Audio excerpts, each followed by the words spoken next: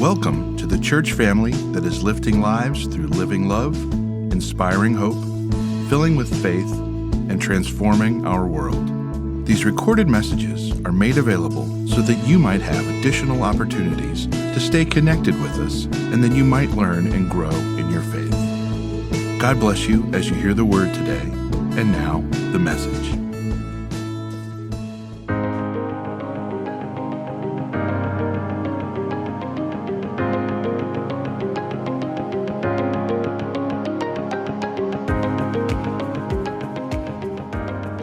Reading comes from Genesis chapter 25, verses 19 through 28. This is the account of the family line of Abraham's son, Isaac. Abraham became the father of Isaac, and Isaac was 40 years old when he married Rebekah, daughter of Bethuel the Aramean from Padan Aram, and sister of Laban the Aramean. Isaac prayed to the Lord on behalf of his wife because she was childless. The Lord answered his prayer, and his wife, Rebekah, became pregnant. The babies jostled each other within her, and she said, "Why is this happening to me?" So she went to inquire of the Lord. The Lord said to her, "Two nations are in your womb, and two peoples from within you will be separated. One people will be stronger than the other, and the older will serve the younger." When the time came for her to give birth, there were twin boys in her womb. The first to come out was red, and his whole body was like a hairy garment, so they named him Esau. After this, his brother came out with his hand grasping Esau's heel, so he was named Jacob. Isaac was 60 years old when Rebekah gave birth to them. The boys grew up, and Esau became a skillful hunter, a man of the open country, while Jacob was content to stay at home among the tents. Isaac, who had a taste for wild game, loved Esau, but Rebekah loved Jacob. May the Lord bless the reading and the hearing of his word. I want to introduce you this morning to my dogs. This is Sammy and Teddy. Teddy is the white one. She is about 8 years old. Sammy is the black and white one. He is 2 years old. And as you can see from these pictures, these two dogs get along very well. They play together, they sleep together, they groom each other perhaps more than we wish they would as owners. Like, they just get along in every possible way, except if we want to make them fight, there's one surefire way to do it. All we have to do is give one of them our attention and focus. As soon as we do that, what does the other dog do? It perks up because it's, my sibling is getting attention that I'm not getting. And so if it's Teddy, what she does is she'll come over and she'll sit at my feet, and she howls. She's until I turn and give my attention to her. If I'm petting Teddy, well, Sammy, I guess because he's a boy, maybe because he's a puppy, he's just more aggressive. He just jumps in, boxes her out completely, and then eventually she'll start nipping at his legs, and then he'll turn on her, and before long they are going at it. They're fighting, and they don't even know what they're fighting for, fighting about, but I do. They're fighting for my favor. Now, when I say the word favor, I'm not talking about that, a nice thing you do for someone, doing someone a favor. I'm talking about a sense of favor, of delight, love, attention, blessing. It's particularly if there's more than one thing competing for that attention and blessing. If there's any sense of partiality, that's what I'm talking about. Like that one is favored and the other is not. Now, if you grew up with a sibling, you know something about this competition for favor. For me, it was me and my brother, Stephen. And now I should say my mom worked very hard not to play favorites. Like, to this day, I have to say this because mom watches all the time by live stream. To this day, she says all the time, it's like her mantra, I can't do for one and not for the other. Like, she tries to keep it even and balanced. My grandmothers did not play by such rules. After my father died when we were young, we spent a lot of time kind of raised by both of our grandmothers. And my brother was the spitting image of my dad, and so his mom, grandmama, favored him. I was the spitting image of mom, plus I was the baby of all the grandchildren, so Granny favored me. Just if you're looking at these pictures, Grandmama is on the left, Granny is on the right. You can kind of see with her hug the kind of favor I enjoyed, right? And here's the thing. When we spent time at each of their homes, we knew where we had home field advantage, right? Like if I was gonna pick a fight with my brother, I was gonna do it at Granny's house because he could not retaliate at all. And he learned over time, I might start the fight at Granny's, but he was gonna finish it when we got to Grandmama's, you know? That was just the way it worked at our family. And now, if you didn't grow up with a sibling, you know this issue of favor and favoritism. I love this little picture here. I feel so sorry for the little bird that's getting stepped on. You know what favoritism is like. You know what it is to compete for favor. If not with your sibling, then with your cousins for the favor of your grandparents, or with your peers for the favor of the teacher, or with your teammates for the favor of the coach. Whatever, kind of arena we're in, we're always kind of competing for favor, and this continues even into our adulthood, doesn't it? Even in the workplace, we compete for favor. The favor of our boss, the favor of our clients, the favor of our coworkers and friends. It's nice to be the favored one, isn't it?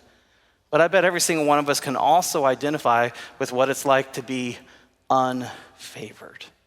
When I was in high school, I had a job, and up in the booth, this is totally off script, so I'm just telling this story here. I had this job, and I worked for a veterinarian. It was me and one other guy that did the job together. I played a lot of after-school sports, soccer and tennis, and so Craig always filled in for me. The thing is, so Craig filled in a lot for me, and he was the favored one of the veterinarian at the office. But the thing is, Craig was, frankly, he was lazy. He put in the hours, but he didn't do the work. He didn't mop. He didn't clean the tops of the kennels, just the bottoms that you could see. And then Dr. Smith would always come back while I was on staff, and he would say, "Dave, let me show you how you're supposed to mop. And let me show you how you're supposed to clean the inside." And I was like, I do that all the time. I wanted to say, because I hated being unfavored. One Christmas, he gave us a bonus. Craig got $50 as a bonus. I got a pocket knife for a bonus, like a little utility knife. And I was like, we all know what it's like to be the unfavored one, as well as what it's like to be the favorite. And if you can identify with that feeling somewhere in your story, somewhere in your history, then you have an idea what it was like to grow up in Isaac and Rebekah's household. They each chose favorites. Now, perhaps you can't blame him because that's all that Isaac in particular had ever known. He was the golden child, the promised one, the long-awaited child to fulfill the covenant. He was the favored one. And Sarah, his mother, made sure that she pushed out every other half-sibling so that he would be the chosen one. He was, by God, he was the favorite. But then what did he do? When he had two children, he maybe naturally just chose one to be his favored one, and he chose Esau. Not just because Esau was born first, but because Esau was big and tough and strong and manly, and he loved to hunt. And I imagine every time he brought home a fresh kill, Isaac would lavish favor upon him. He delighted in his son Esau in a way that he never delighted in Jacob. But Jacob wasn't exactly unfavored, though. He was just favored by his other parent, his mom.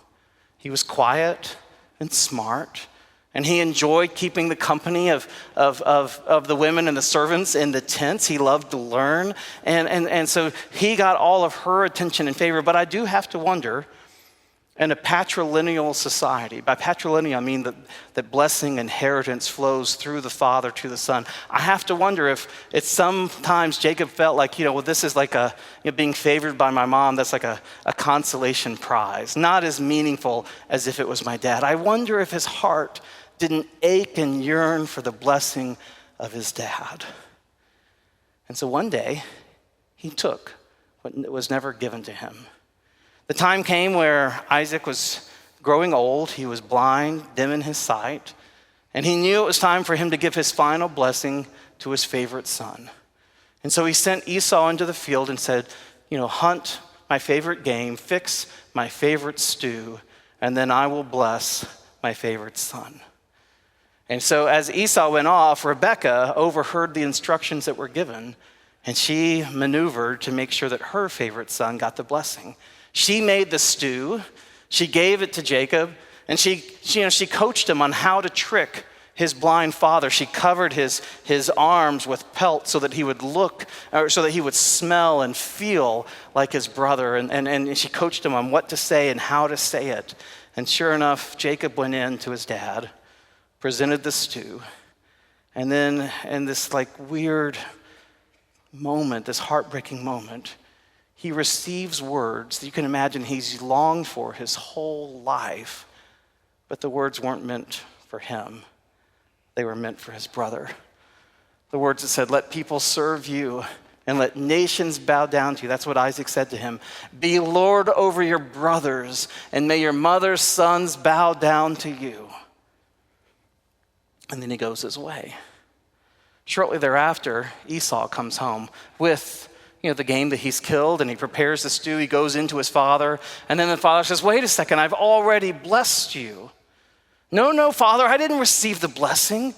That was and then they discover what Jacob had done, and Esau says, "Well, then give me a blessing too." But Isaac says, "I can't unsay the words that I said to your brother. Even if they were given when I was being deceived, I'll give you the best blessing I could," which turns out to be a pretty terrible blessing. He says, "You will serve your brothers, and earth will turn against you. By the sweat of your brow, you'll earn your way." And I tell you, Esau, it was maybe the first time in his life he discovered what it meant to be unfavored by his dad. And he did not like it. So he decided right then and right there, I'm going to kill my brother. And the threat was serious enough. It wasn't like some idle threat. It was a serious threat. Enough so that Jacob feared for his life and made plans with his mother to go off and seek shelter with her brother Laban in Haran, a place that he had never been before. Now we're going to leave Esau there. We'll come back to Esau next week. But here's the thing that Jacob discovered when he was alone in the wilderness. For the first time, he knew his father's favor, and he discovered that God's favor followed the blessing that he received because God appeared to him in a dream. And God said, "Don't be afraid, I am with you. And wherever you go, I will be with you. And I will bring you back." Go to the next slide if you don't mind. They can read that. "Yeah, I will bring you back to this land, and I will not leave you until I have done everything that I have promised to you." And suddenly, you can picture Jacob walking a little bit taller, because now he knows the favor of God is with him.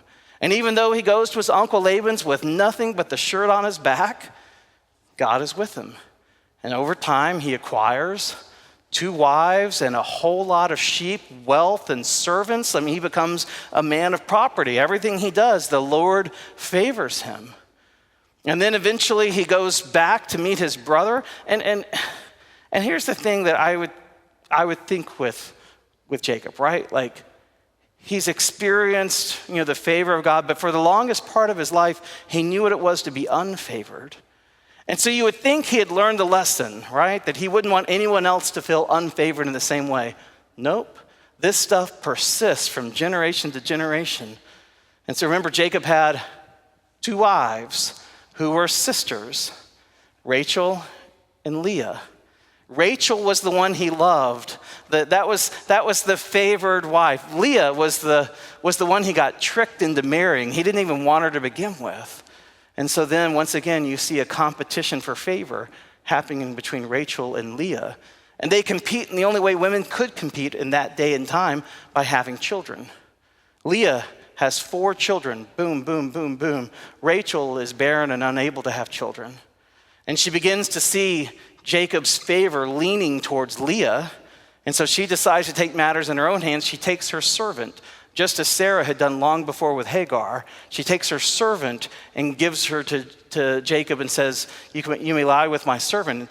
The servant births 2 children who Rachel then claims as her own. And Leah, not to be outdone, says, well, I'm going to do the same thing. She gives Jacob her servant, has 2 more children. And then Leah has, after that, 3 more children after that. It's like this arms race happening between them to have children. And finally, at the very end, Rachel is able to give birth to 2 sons. First, Joseph, and then Benjamin. And when she's in childbirth with Benjamin, she dies. Think about that. The race to become Jacob's favorite wife ended up costing him his favorite wife. And then the race for favorite passes from mothers to sons. Because especially once Rachel passed, Jacob showered all of his love and attention on Rachel's firstborn child, Joseph.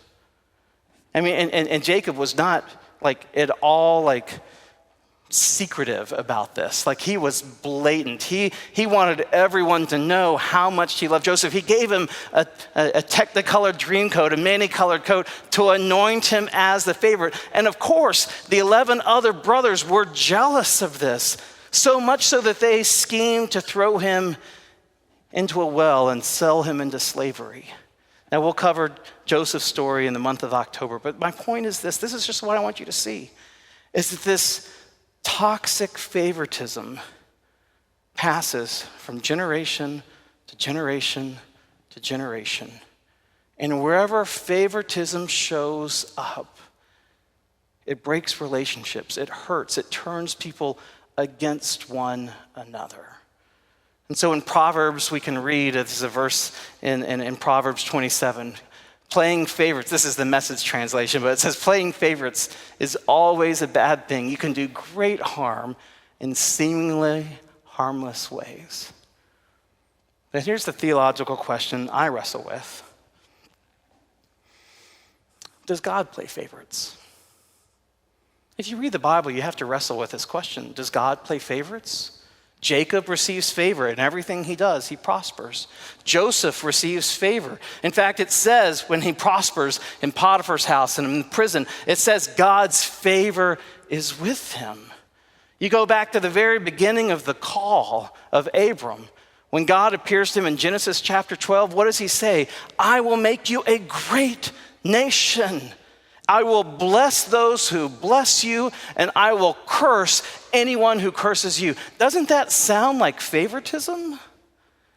And let's remember the story of Jacob and Esau. It's highly symbolic. We're told, Michael read the words just a little bit ago, that, Rebecca was told there are two nations warring in your womb. Those two sons represented two nations. Jacob represented the Israelites. Esau represented the Edomites, and those two would always be competing for supremacy in the land of Canaan for centuries to come. So this is a story for Israel that it's highly symbolic. It communicates their self-understanding as those who were at one time unfavored, but now know the gracious favor of God, that God looks down upon them and blesses them in everything that they do. Now, if you're like me, and you grew up in Sunday school learning that God loves everyone equally and unconditionally, this is a hard question.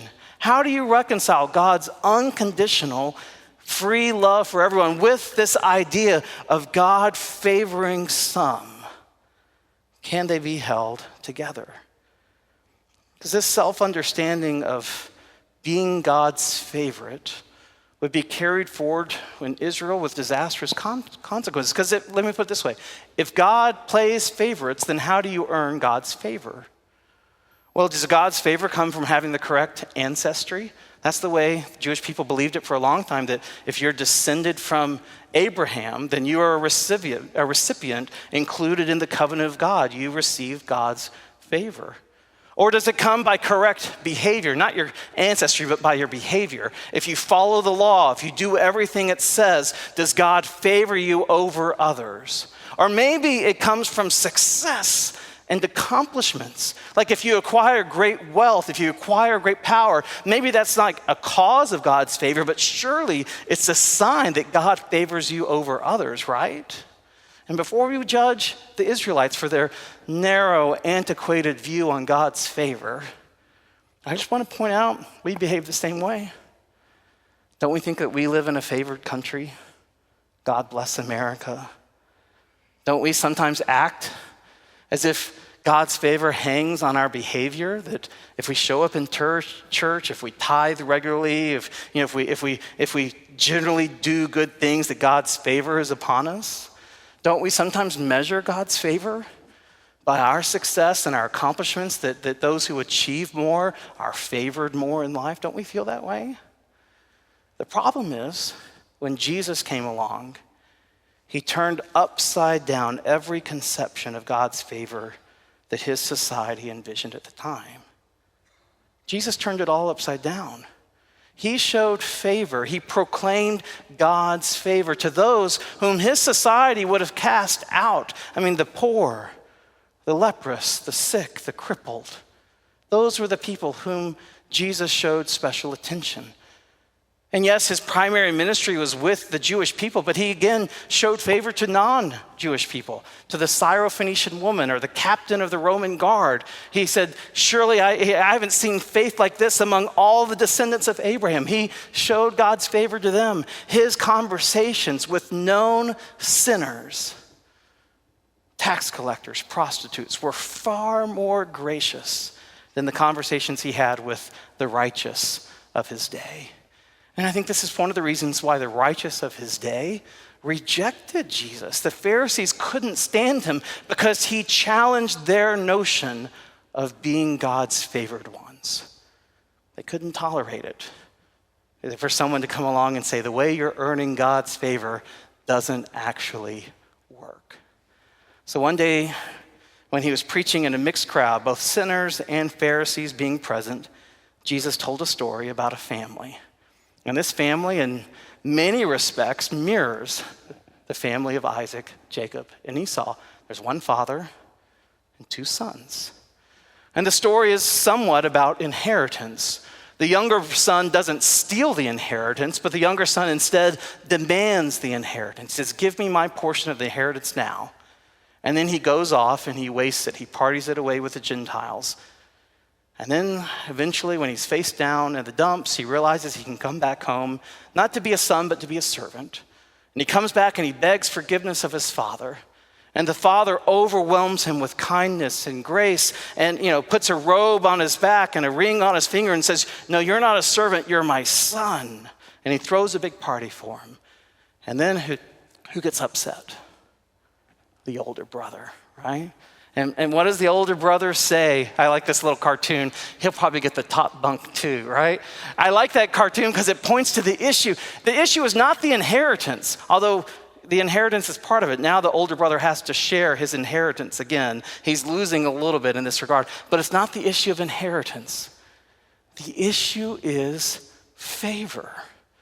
What does the older son says? He says, all these years, I have been working like a slave for you, and I have never disobeyed your command. I've done everything you ever asked me to do, and you have never even given me a small goat to celebrate with my friends. Don't you hear it? He's saying, I've done everything for your favor.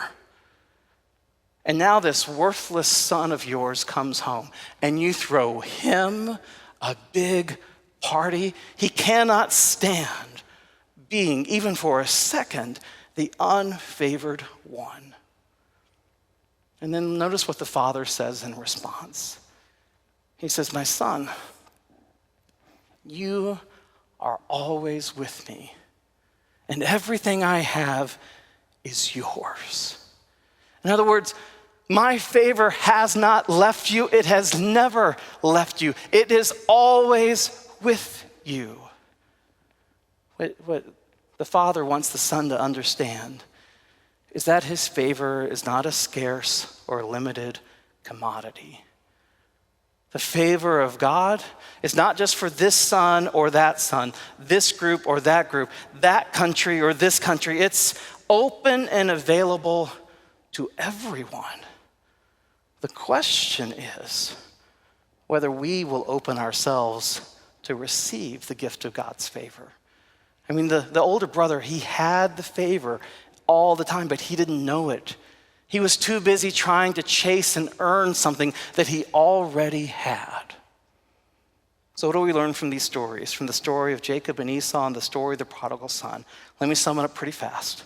First, God's favor is always there for every single one of us. Just as God's love is there, God's favor is open and available to all of us. Secondly, God's favor cannot be earned.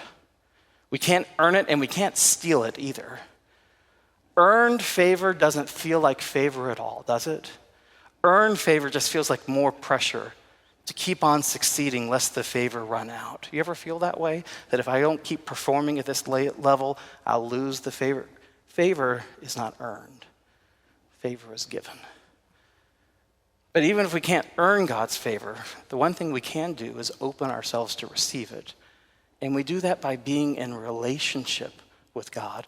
God's favor is experienced in relationship, not in success, not in stuff, not in inheritance. God's favor is experienced by being in relationship with him. The thing our hearts yearn for the most is to know that we're seen and valued and approved and accepted.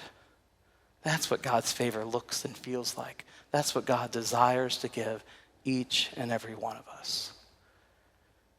I told you at the beginning about my grandmother, the one with whom I was unfavored. And it is true, she was partial to my brother. But it would be a complete misstatement to say that I was the unfavored one. All my cousins, if they were here, would stand up and dispute it. And they would point to, as their evidence, to the minute rice on the table. Now, let me explain. My grandmother was a great cook.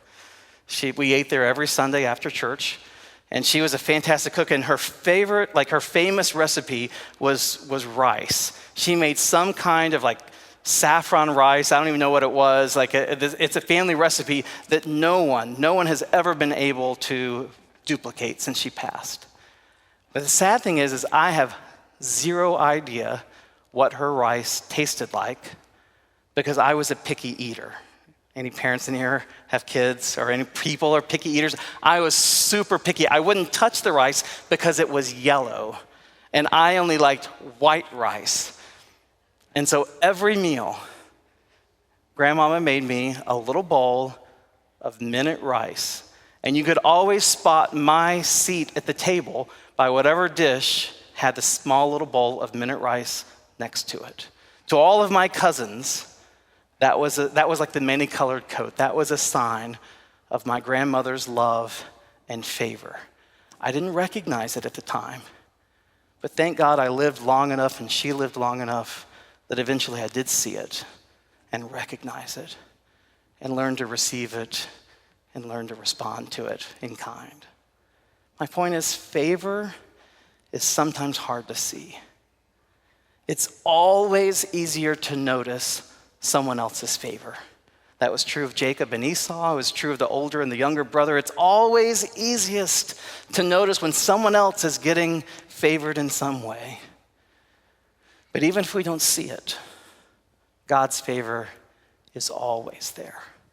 In good times and in bad, his favor is always there if we just open ourselves to receive it. Remember what the Father said to the older brother. Remember what God spoke to Jacob in the desert.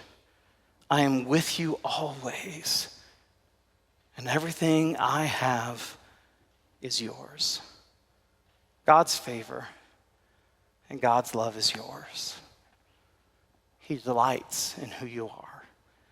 He loved you so much that he sent his son to die on our behalf so that you might know his grace and his love and his favor. The key question is whether we will open ourselves to see it, know it, receive it, and respond by sharing his love and favor with others. Will you join me in prayer? Oh God, open our eyes to see your favor. Help us and our hearts to believe that you do delight in who we are, that you shaped us and fashioned us according to your will, and you simply want us to thrive, flourish in your favor. Thank you, God, for your Son, Christ Jesus, who came to rescue us and redeem us, who came to make us whole. Help us, God, in his name, to receive and rest in your love. Amen.